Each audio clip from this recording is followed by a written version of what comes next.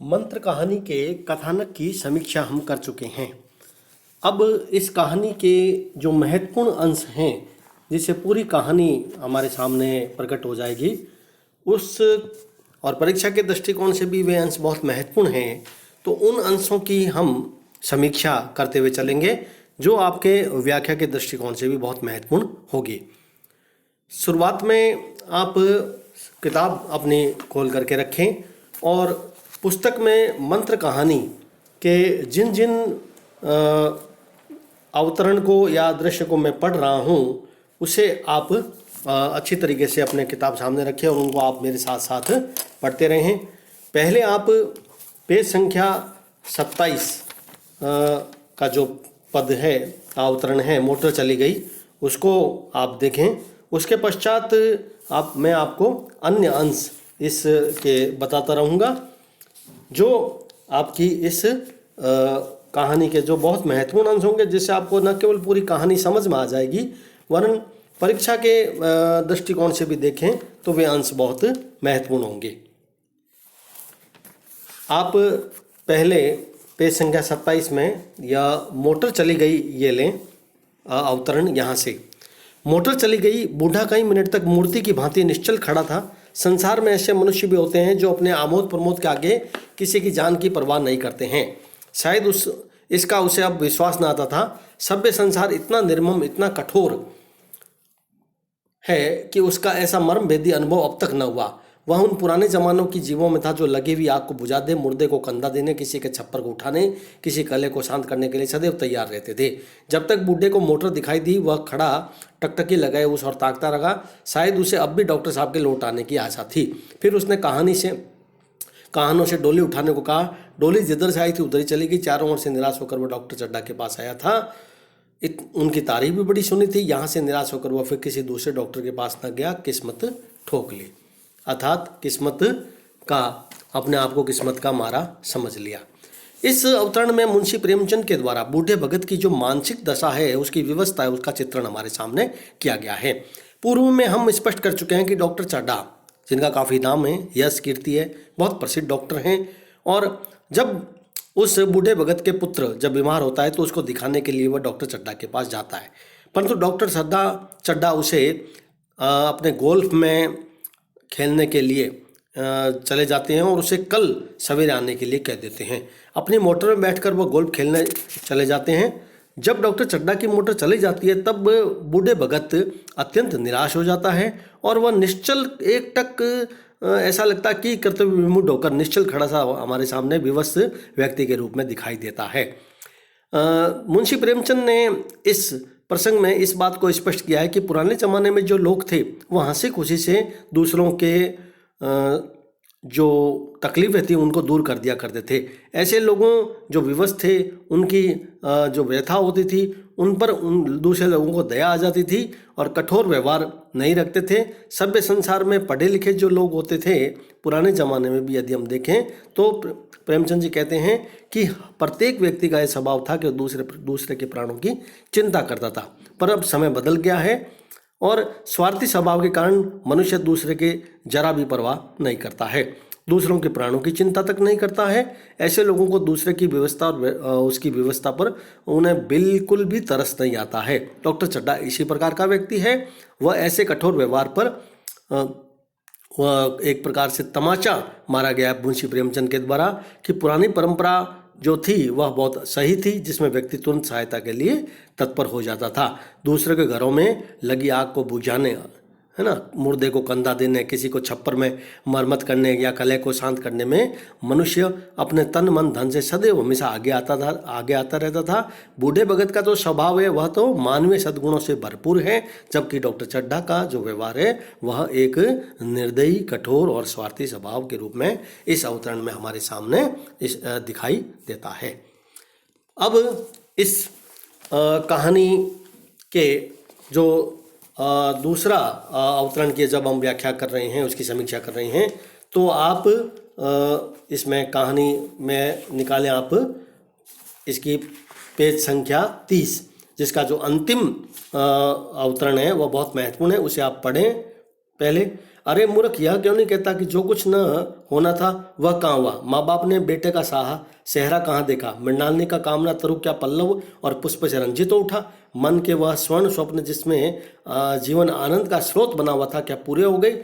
जीवन के नृत्य में तारिका मंडित सागर में आमोद की बहार लूटते हुए क्या उनकी नौका जलमग्न नहीं हो गई?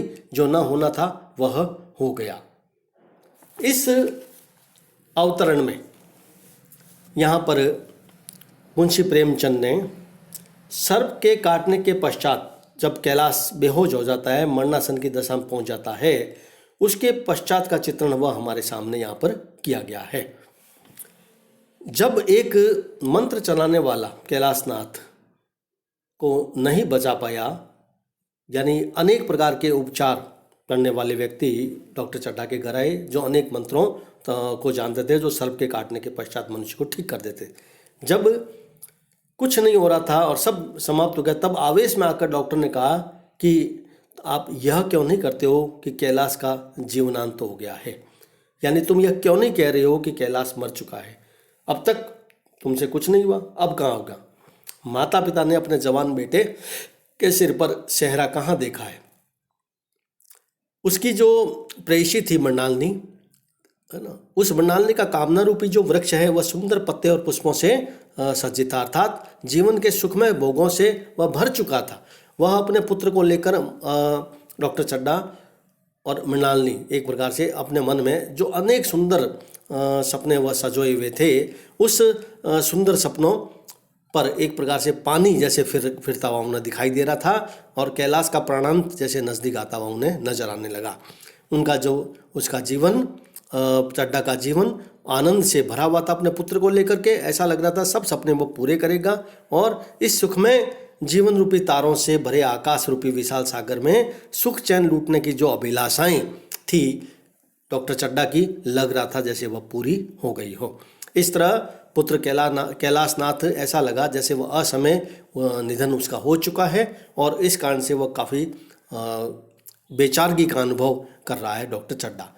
मुंशी प्रेमचंद यहाँ बता रहे हैं कि वह घर सुख वैभव जो से भरा हुआ, वहाँ पर नृत्य गीत का आयोजन बन रहा है, मधुर संगीत की भांति प्रकृति का शांत वातावरण है, सारे मित्र परिचित लोग वहाँ पर आए हुए तथा मनोरंजन के साधन भी वहाँ जटित हो रखे थे।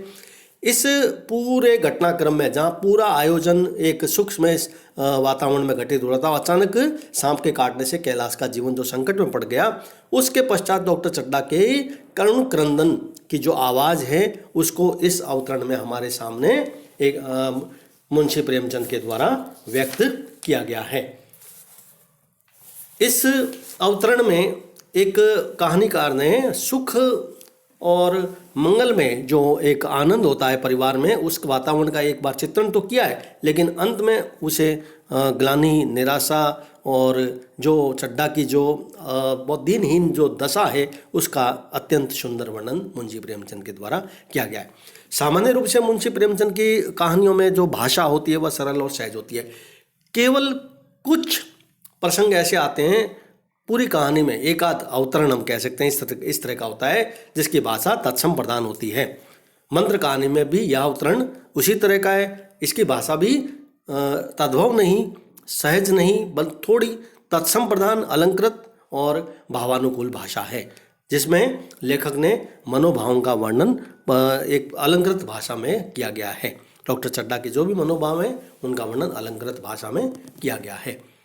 अब आप इस कहानी के पेज संख्या 32 में जो एक महत्वपूर्ण अंश है, भगत के लिए जीवन में पहला अवसर नहीं था। जब भगत के लिए जीवन में पहला अवसर था कि ऐसा समाचार पाकर वह बैठा रह गया। पेज संख्या 32 को आप निकालें, उसमें यह अवतरण जो नीचे दिया हुआ है बीच मध्यम में, उसको आप पढ़ें। 80 वर्ष के जीवन में ऐसा कभी नहीं हुआ कि सांप की खबर पाकर वह दौड़ा न गया हो। माघ पूस की अंधेरी रात, चैत वैसाख की धूप, सावन भादों की चढ़ी हुई नदी नाले, किसी को उसने परवाह न की। वह तुरंत घर से निकल पड़ता, निस्वार्थ निष्काम। लेन देन का विचार भी कभी दिल में आया नहीं। यह वैसा ही काम न था, जान का मूल्य कौन दे सकता है। यह एक पुण्य कार्य था। सैकड़ों निराशों को उसके मंत्र ने जीवन दान दिया, पर वह आज घर से कदम नहीं निकाल सका। बूढ़ा भगत आज घर से कदम क्यों नहीं निकाल सका? क्योंकि उसके पुत्र के साथ में डॉक्टर चड्ढा के द्वारा जो व्यवहार किया गया था और उसको उसको वह बहुत ही असहनीय व्यवहार था, क्रूर व्यवहार था, कठोर था, जिसके कारण से बूढ़े भगत के पुत्र की मृत्यु हो जाती है। इस कारण से बूढ़े भगत के पैर भी अपने घर से उसके निकल नहीं रहे थे। पहली बात तो इस प्रसंग को आप इस तरह समझ लें। बूढ़ा भगत सर्पदंश से पीड़ित का कोई भी पीड़ित होता उसका मंत्र के द्वारा वह इलाज कर देता था और वह ठीक हो जाता था। आसपास के इलाके में उसका नाम था। डॉक्टर चड्ढा के लड़के कैलाश नाथ को जब सर्प काट लेता है तब यह समाचार उस तक जब पहुंचते हैं तो बूढ़ा भगत घर में ही बैठा रह जाता है। कारण कि उसके मन में भी प्रतिशोध की भावना एक बार तो उत्पन्न होती है और यह उसके जीवन में इस तरह का पहला अवसर है कि जब पूरे गांव में किसी व्यक्ति को सर्प ने काट लिया हो और बूढ़ा भगत घर में ही बैठा हो। ऐसा 80 वर्ष के उसके जीवन में कभी भी ऐसा प्रकरण नहीं आया था। किसी सांप ने काट लिया और भगत दौड़कर नहीं गया हो, ऐसा संभव ही नहीं। चाहे वह भले ही कितनी ही सर्दी भरी रात हो, माघ पूस की है ना रात क्यों नहीं हो, चाहे चैत बैसाख की गर्म थपेड़ों की लू क्यों नहीं हो, वह भाग करके हमेशा चला जाता था। कहने का आशय लेखक का कि पूरे वर्ष भर में मौसम के जो विभिन्न अवसर होते हैं जिसमें सर्दी, गर्मी, वर्षा, चाहे कैसा ही अवसर आता है, भगत घर पर नहीं बैठता था और उसकी जान बचाने के लिए चला जाता था। लेकिन आज वह बिना बुलाए सर्पदंश का इलाज करने के लिए जा नहीं रहा है। उसके पैर घर से निकल नहीं रहे हैं। उसके मन में भी अनेक प्रकार के जो भाव हैं वह उत्पन्न हो रहे हैं। परोपकार का काम वह जीवन भर कर रहा है, अनेक लोगों के प्राण भी बचाए, लेकिन उसके अपने पुत्र के प्राण उस डॉक्टर के द्वारा जब नहीं बचाए जाते हैं तो उसके मन में भी एक कुंठा और प्रतिशोध की भावना उत्पन्न हो जाती है। सैकड़ों निराश लोगों के मंत्र प्रयोग द्वारा उसने लोगों का जीवन बचाया और सर्पदंश से रक्षा की। परंतु आज जब उसे यह पता चला कि डॉक्टर चड्ढा का पुत्र कैलाश नाथ सर्पदंश से पीड़ित है तो उसका मन प्रतिशोध से भर जाता है और वह घर से नहीं निकलता है। यह कहानी मानव मन के उस भाव को व्यक्त करती है कि कोई भी मनुष्य कितना भी भले ही सहृदय क्यों नहीं हो, यदि एक बार उसके साथ में किसी प्रकार की कोई घटना जो बुरी घटना घटित हो जाती है, उसके पश्चात उसके मन में स्वाभाविक रूप से एक प्रतिशोध की भावना उत्पन्न हो ही जाती है। यह भावना इस बात को व्यक्त करती है कि मनुष्य का हृदय कहीं न कहीं सरलता के साथ कठोरता से भी संपन्न होता है। कहानीकार मुंशी प्रेमचंद ने इस कहानी में जो मानव के जो मनोभाव हैं उनका चित्रण बहुत ही सहज रूप में हमारे सामने किया है। अब एक अंतिम अवतरण की व्याख्या हम करके इसको समाप्त करेंगे। अंतिम अवतरण में आप पेज संख्या 33 लें। बुढ़िया फिर सो गई, भगत ने किवाड़ लगा दिए। पेज संख्या 33 शुरुआत में ही है यह अवतरण। इसको आप पढ़ें, फिर मैं उसकी समीक्षा आपके सामने प्रस्तुत करूंगा। भगत ने पैर आगे बढ़ा दिए, जैसे नशे में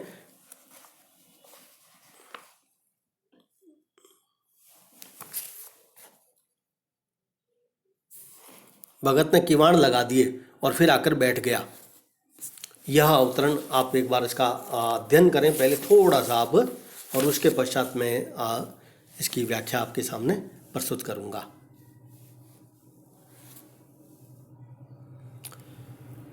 पढ़ चुके हैं आप। बुढ़िया फिर सो गई, भगत ने किवाड़ लगा दी, फिर आकर बैठा, पर उसके मन में कुछ ऐसे था जो बाजे की आवाज़ कान में पड़ती है उपदेश सुनने वालों की होती है। आंखें चाहे उपदेशक की हो या पर कान बाजे की होते हैं। दिल में बाजे की ध्वनि गूंजती है, शर्म के मारे जगह नहीं उठता। निर्दय प्रतिघात का भाव भगत के लिए उपदेशक था, पर हृदय उस अभागे युवक की ओर था और जिस समय मर रहा था उसके लिए एक एक पल का विलंब घातक था। बहुत महत्वपूर्ण है यह और बहुत ही संवेदना से परिपूर्ण यह अवतरण है। जब डॉक्टर चड्ढा के पुत्र कैलाश नाथ को सांप काट लेता है तो सांप के काटने का समाचार सुनकर के बूढ़े भगत के मन में जो अंतर्द्वंद, जो एक सहायता करूं या ना करूं, इस प्रकार की जो भावना आती है उससे वह ग्रसित हो जाता है। एक तरफ उसके मन में प्रतिशोध की भावना आती है कि डॉक्टर चड्ढा के द्वारा उसके पुत्र का उपचार नहीं किया गया, जिसके कारण से उसका पुत्र मर गया, तो वह भी प्रतिशोध लेगा। दूसरी तरफ उसके मन में यह भी आता है कि उसकी बूढ़ी पत्नी अब सो गई है और बूढ़ा भगत किवाड़ बंद करके बैठ तो गया, लेकिन मन की जो दशा थी वह इस तरह से थी कि जैसे किसी बाजे की आवाज़ या ध्वनि कान में पड़ती जैसे कोई उपदेश सुनने वाले को होती है, उस दशा में व्यक्ति की जो आंखें होती है वह उपदेश देने वालों की ओर अधिक हो जाती है। कान ऐसा लगता है जैसे बाजे की ध्वनि सुन रहे हो, हृदय में बाजे की ध्वनि उसके गूंजती रहती है। डॉक्टर चड्ढा का जो क्रूर, कठोर और स्वार्थी व्यवहार था वह परिचित था और इस कारण से उसके पुत्र का जो मंत्रों के द्वारा उपचार करके उसको ठीक करने की जो बात उसके मन में जो आ रही थी कि ऐसा मुझे नहीं करना चाहिए, उसने मेरे पुत्र के साथ किया। लेकिन दूसरी तरफ वह उसके मन में यह भी आ रहा था कि उसमें उसके पुत्र का क्या दोष था। यानी कैलाशनाथ को सांप काट लिया तो कैलाशनाथ से मैं बदला ले रहा हूँ, तो उसमें कैलाशनाथ का कोई दोष नहीं है, वह तो बेचारा अभागा है। उस अभागे युवक जो एक तरफ मर रहा है सर्पदंश के काटने से, मरणासन है, यदि मैं कैलाशनाथ को नहीं बचाऊंगा तो यह मेरे मन में जो एक अच्छाई और भलाई करने का जो भाव है वह कहाँ रह जाएगा। इसी बात को मद्देनजर रखते हुए मुंशी प्रेमचंद ने कहा है कि यह विचार भगत के लिए जब आए कि उसमें कैलाशनाथ से मैं क्यों बदला ले रहा हूँ, तो इस तरह का प्रतिशोध का भाव जब तुरंत विगलित होता है तो बूढ़ा भगत अपनी मानवीय संवेदनाओं से भर जाता है और वह एक पल के लिए भी अब वहाँ रहना उचित नहीं समझता है। क्योंकि उसको लगता है भगत को कि एक एक पल का देरी है वह कैलाशनाथ के जीवन के प्राणों को हर लेगी, है ना, उसके लिए प्राण घातक हो जाएगी। इस तरह के मन में प्रतिशोध का भाव होते हुए बूढ़ा भगत कुल मिलाकर जो मानवीय संवेदना से परिपूर्ण है भगत, वही हमें इस अवतरण में दिखाई देता है और वह चला जाता है और इस तरह से उसकी रक्षा करता है।